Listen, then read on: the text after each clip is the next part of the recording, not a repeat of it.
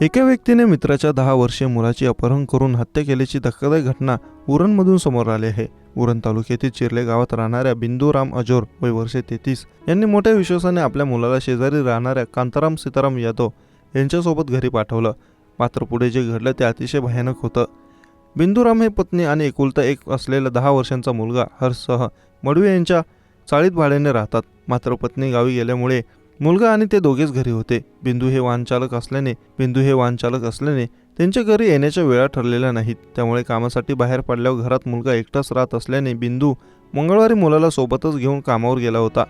मात्र वाहनातून मालाची डिलिव्हरी करण्यासाठी गेले असता ग्लोबल लॉजिस्टिक टर्मिनल्समध्ये लहान मुलांना प्रवेश देण्यास सुरक्षा रक्षकांनी नकार दिला. इतक्यात बिंदू यांना शेजारीच राहणारा कांतीराम दिसला. बिंदू यांनी 10 वर्षीय हर्षला कांतारामकडे दिलं आणि घरी सोडवण्यास सांगितलं.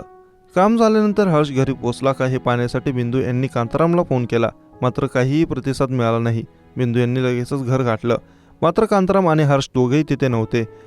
त्यांनी रात्रभर मुलाचा शोध घेतला, मात्र तो सापडला नाही. दुसऱ्या दिवशी सकाळी खोपटा पोगोटा रिलायन्स या कोस्टल रोडवरील खाडीत येथील सुरक्षा रक्षकाला हर्षचा मृतदेह आढळून आला.